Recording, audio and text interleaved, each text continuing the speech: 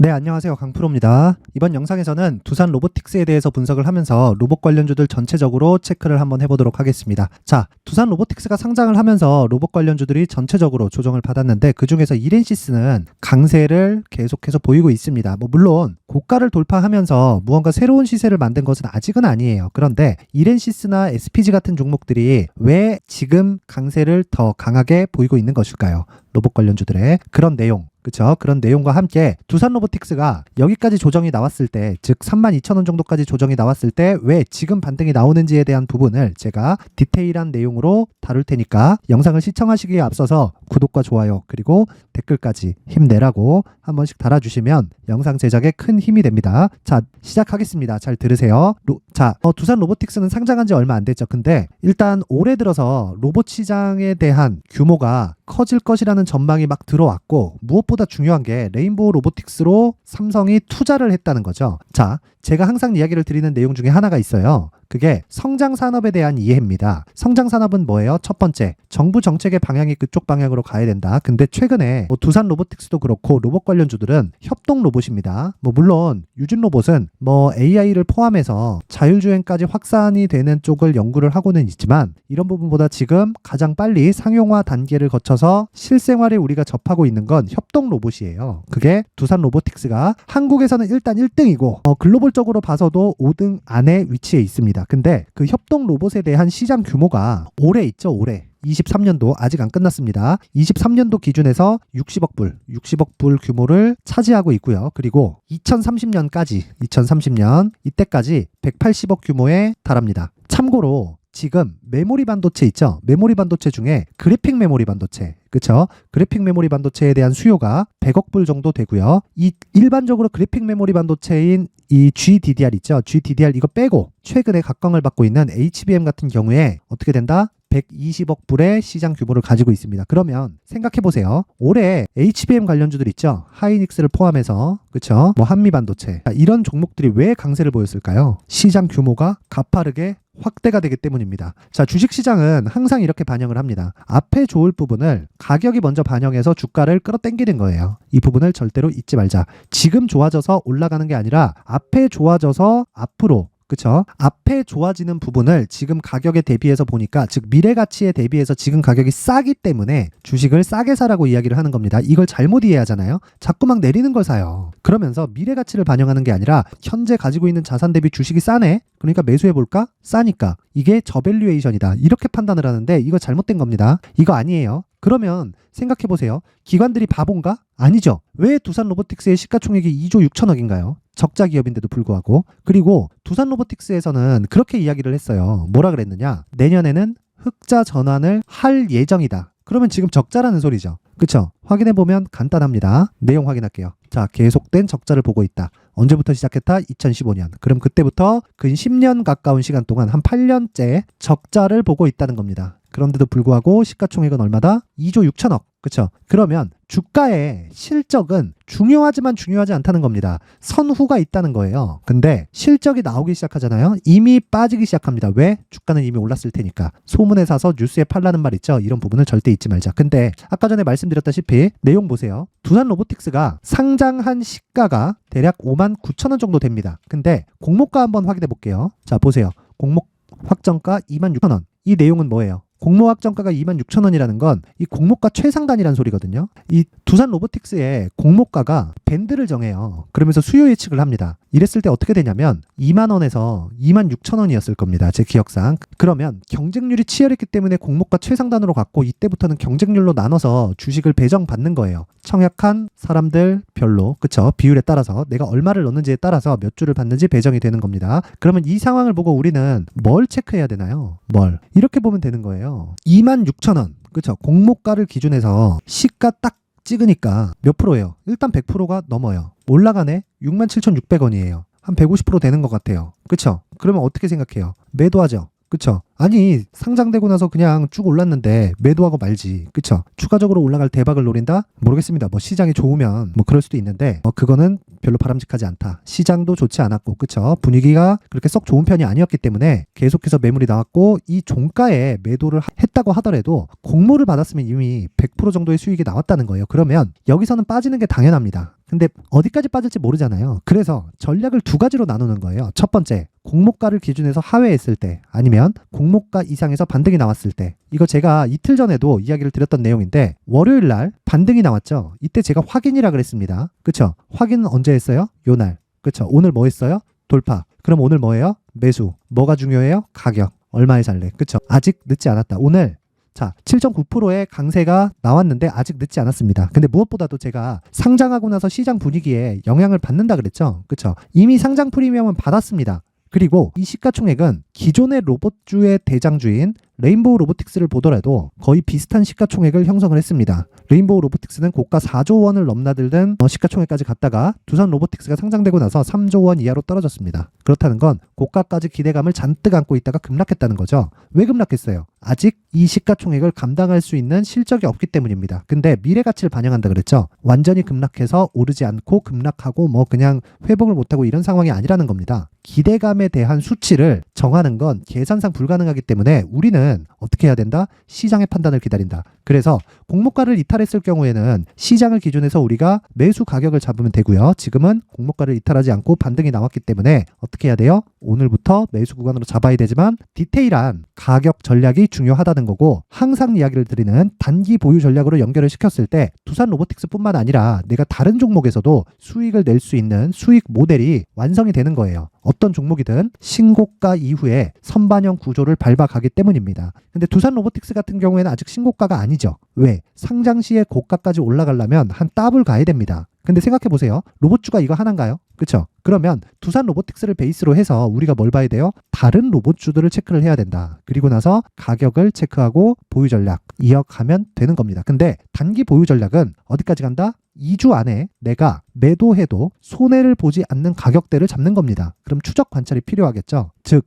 기본이 되는 건 신고가지만 신고가 이후에 내가 2주 안에 정리해서 손해를 보지 않는 가격대를 잡자. 근데 로봇 관련주들은 기준이 두산 로보틱스에 의해서 움직인다는 겁니다. 그 내용을 제가 19페이지에 걸쳐서 준비를 했으니까 영상 상단에 있는 전화번호로 숫자 3이라고 문자 보내시면 됩니다. 그러면 최소한의 성의를 보여줬다고 제가 판단을 하고 모든 분들한테 두산 로보틱스를 베이스로 한 로봇 관련주들의 가격과 단기 보유 전략을 공유해 드리도록 하겠습니다. 자, 제가 항상 이야기를 드립니다. 주식 투자는 무조건 효율이 중요하다. 그리고 효율이 없는 주식 투자는요, 손해를 볼 수밖에 없습니다. 그냥 내가 뭐 효율 없이 나 그냥 장기 투자할래, 그게 아닌 거예요. 왜 그러냐면 장기 투자도 3개월 안에 다 끝내야 되기 때문에 그렇습니다. 그러면 장기 투자를 하기 위한 조건은 뭐예요? 단기 투자를 성공해야 돼요. 단타가 아니라. 단타는 오로지 스킬에 의해서 진행을 하는 거예요. 그쵸? 1%, 2%, 3% 이거 잘하잖아요? 하루에 수천, 수억 법니다. 근데 이건 재능의 영역이에요. 내가 한두 번 해보면 딱 알 수 있습니다. 그러면 내가 이걸 한번 해보고 된다 싶으면 하고 안 된다 싶으면 방향을 바꾸세요. 빠르면 빠를수록 좋습니다. 한두 번 해보고 딱 느낌 올 거예요. 그쵸? 그러면 그 단기에 대한 부분이 뭐다? 2주 동안에 내가 수익을 볼 수 있는 가격을 어떻게 잡는지를 체크해야 된다. 그쵸? 그리고 그 내용을 제가 준비를 해놨고요. 추적하는 과정이 필요하다는 거니까 시간이 필요하죠. 그러면 여기서도 효율을 높이는 과정이 필요하다. 무슨 얘기냐? 두산 로보틱스를 베이스로 한 요 가격과 단기 보유 전략은 어떻게 가격을 잡는지, 그리고 관련주들의 움직임을 어떻게 체크를 해야 되는지에 대한 내용이고, 이런 부분을 실시간으로 듣고 싶다. 그리고 신고가에 대한 이해를 하면서 내가 장중에 또는 장 시작 전에 단타 종목을 한번 받아보고 싶다 하시는 분들은 제가 어떤 식으로 진행이 되는지 알려드리겠습니다. 자, 여기는 강프로의 무료 소통방입니다. 오늘 같은 경우에는요, 자, 내용 한번 확인합니다. 여기 11월 11일 오늘이죠. 그쵸? 오늘 내용을 보면요, 여기 보세요. 위더스 제약, JNTC, S&T 다이나믹 내용 확인해 보겠습니다. 자, 첫 번째 JNTC 오늘 어떻게 됐죠? 4%대 상승 마감이 됐다. 근데 고가 9% 찍히죠. 그쵸? 그러면 시가 대비해서 고가폭 7%, 그쵸? 고가에서 한 4% 정도 밀렸으니까 분봉에서도 큰 변화가 있었겠죠. 그 분봉에서 어떻게 매매를 해야 되는지도 제가 체크를 해서 이야기를 드립니다. 항상 실시간이 중요하니까요. 그리고 무엇보다 중요한 건 이런 정도의 하락이면 분봉에서 나왔기 때문에 매도해서 수익을 챙기고 만다. 그렇죠? 그러면 적으면 3%, 많으면 5%까지도 수익을 낼 수 있는 구간이 나옵니다. 그리고 JNTC를 봤죠. 그리고 위더스 제약을 보면 오늘 시가 대비해서 고가폭이 적다. 자, 시가 보합권, 그리고 고가 8.2%, 종가 6.7% 잡혔습니다. 자, 이건 우리가 어떻게 이해를 해야 될까요? 상한가를 가지 않으면 매도하고 빠진다. 그렇죠? 왜? 단타니까. 끝. 몇 프로 수익? 6% 정도의 수익이 나왔습니다. 자, 그리고 나서 다음 내용 한번 더 보겠습니다. S&T 다이나믹스. S&T 다이나믹스를 보면 고가 대비 몇 프로 빠졌죠? 2%. 그쵸? 그냥 종가에 매도했어도 2% 정도의 수익은 떨어진다. 자, 그러면 오늘 세 종목이 나갔는데 최대 세 종목입니다. 세 종목이 나갔을 때 어떻게 진행이 되나요? 자, 잘 확인하세요. 상한가를 가지 않으면 나는 매도한다. 그리고 분봉에서 어떤 체크가 없었다고 한들 무조건 매도한다. 그쵸? 내가 보유하는 조건은 상한가다. 단타였을 경우에.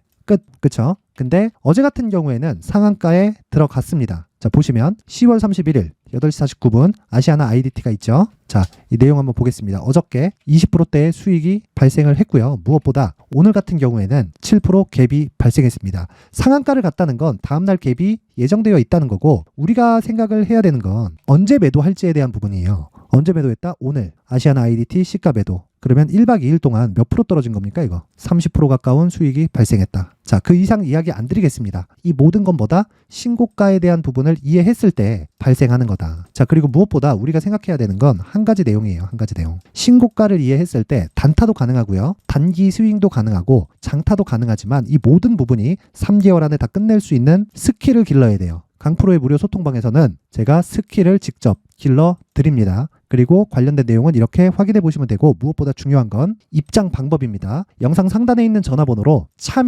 참여라고 문자를 보내주시는 분들에 한해서만 강프로의 무료 소통방 입장 링크를 공유해 드리도록 할 테니까, 나도 한번 신고가에 대해서 이해를 하면서 장중에 단타를 해보고 싶다 하시는 분들은 상단의 전화번호 확인해서 참여라고 문자를 보내주시면 됩니다. 자, 그리고 무엇보다 중요한 건 로봇 관련주들을 이해할 때 두산 로보틱스를 기준해서 가격과 보유 전략을 알아가세요. 지금 시장 굉장히 어렵습니다. 주식 혼자 하는 거 아니에요. 그래서 신고가에 대한 이해를 토대로 모든 분들이 성공 투자하셨으면 좋겠고, 다시 한번 말씀드리지만 이해를 하고 실행을 하는 게 중요합니다. 그쵸? 그래서 상단의 전화번호 확인해서 필요하신 대로 문자를 보내면 되고 3이나 참여 보내시면 됩니다. 자, 모든 분들이 성공 투자할 수 있게 도와드리겠습니다. 오늘 하루도 고생하셨고요. 푹 쉬시고 내일도 다시 로봇 관련주를 앞세워서 제가 영상을 만들어서 올리도록 하겠습니다.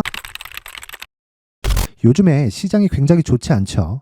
그렇다 보니까 굉장히 스트레스를 받으시는 분들이 많으실 것 같습니다. 자, 그래서 제가 항상 강조를 드리는 신고가 이후에 매매하는 방법에 대해서 이야기를 드리겠습니다. 자, 항상 제가 이야기를 드려요. 신고가 이후에 시세가 발생한다고 말이죠. 그런데 한 가지 기준을 세워야 됩니다. 그건 신고가라고 말씀드렸지만 모든 신고가 종목이 올라가는 것은 아닙니다. 신고가를 거치는 과정에서 매물을 소화하는 과정이 있어야 된다는 거고, 그 매물 소화하는 과정에서 최소한의 가격대에 대한 이해를 해야 내가 신고가 종목에서 최대의 수익을 뽑아낼 수 있고요. 그리고 마지막에 발생하는 매도를 잘할 수가 있습니다. 그 기준에 대해서 더 이야기를 드릴 건데, 자, 만약에 내가 신고가 종목을 공략을 해서 수익을 보고 있다. 그쵸? 그리고서 내가 앞으로도 신고가 종목만을 공략해서 수익을 계속 실현할 수 있다 하시는 분들은 지금이라도 영상을 끄고 나가셔도 좋습니다. 제가 이렇게까지 이야기를 드리는 이유는 어떤 종목이든 신고가 이후에 대시세가 발생을 한다는 거고요. 그건 지금처럼 시장이 좋지 않은 구간에도 동일하게 작용을 합니다. 자, 제가 올해 가장 강했었던 3개의 종목 예시를 들어드리겠습니다. 자, 첫 번째, 레인보우 로보틱스입니다. 이 레인보우 로보틱스를 보면요, 정확하게 여기 8월과 9월 달에 신고가를 형성한 구간이 있고요. 그리고 나서 이렇게 매물 소화 과정을 거쳤죠. 근데 오늘 제가 말씀드리려고 하는 건 여기 강프로 1이라는 신고가 지표의 기준에서 이야기를 드리는 겁니다. 첫 번째, 검색기를 활용해서 신고가 종목을 계속해서 추려내는 작업이 필요합니다. 자, 그리고 나면 나만의 관심 종목이 형성이 되겠죠. 나만의 관심 종목이 형성된 이후에는 그 종목 내에서만 내가 매매를 할 수 있는 상황을 만들 수가 있는 겁니다. 그런데 거기서 어떤 종목만을 매매할 거냐, 그 기준이 있어야겠죠. 모든 기준은 돌파를 기준해서 매매를 하지만 항상 눌림목에서 매수를 시작해도 문제가 없을 정도로 제가 매매를 발전을 시켜놨는데, 그 기준이 되는 게 여기 강프로 1이라고 되어 있는 회색 라인을 의미를 합니다. 이게 무슨 이야기냐? 자, 신고가를 달성하는 모든 종목은요, 여기 회색 라인을 기준해서 주가가 움직이기 시작을 하고요. 그 주가는 정확하게 회색 라인을 돌파해서 지지를 받는 경우, 그리고 매물 소화 과정을 충분히 거치고 그리고 추가 상승하는 경우, 이 두 가지의 상황에서 모두 다 결정이 납니다. 자, 그러면 이 내용을 제가 정확하게 풀이해서 말씀을 드리면요. 두 가지의 조건을 두고 이야기를 드리겠습니다. 자, 첫 번째, 일봉에서의 상황이 발생할 수 있고요. 그리고 두 번째, 주가가 너무 강하게 올라서 일봉으로 적용이 안 됐을 경우에는요. 주봉의 상황으로 변경시켜서 일봉을 참고해서 매매를 진행하면 되는 겁니다. 자, 잘 보세요. 레인보우 로보틱스 같은 경우에는 돌파하는 관점이 있었죠. 근데 매물 소화 과정을 거쳤었던 그 이전에는 충분히 시세 구간이 발생했었다는 겁니다. 뭐가? 신고가가. 그렇죠? 그러면 이 신고가 구간에서 추가적으로 내가 매수할 구간을 잡는 건 기준을 강프로 원이라고 잡았을 때, 그렇죠? 주봉으로 돌려보면 정확하게 7월과 8월 달에 돌파를 하면서 매물 소화 과정을 거치고 추가적으로 가격 돌파 구간에서 매수할 수 있다는 걸 확인할 수가 있습니다. 자, 최대한 간단하게 말을 하려다 보니까 제가 중간중간 빠지는 게 있다고 하더라도 양해 부탁드리고요. 다음 종목으로 넘어가겠습니다. 두 번째는 에코프로입니다.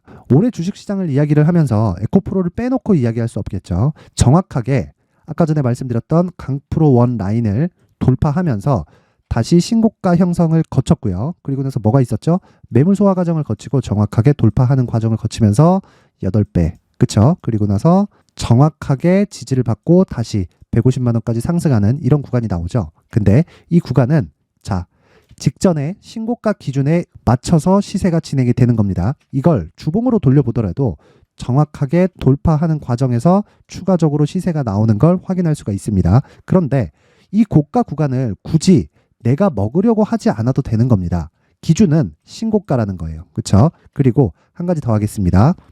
올해 여러 가지 강세 종목이 있었지만 대표적인 내용을 보면 AI와 로봇주, 그리고 나서 2차 전지 빼놓을 수 없겠죠. 그리고 또 뭐가 있죠? 반도체입니다. 한미 반도체 같은 경우에는 급격하게 강세를 보이는 상황에서는 대형주가 베이스로 있었다는 점, 이 점도 반드시 기억을 해 두셔야 됩니다.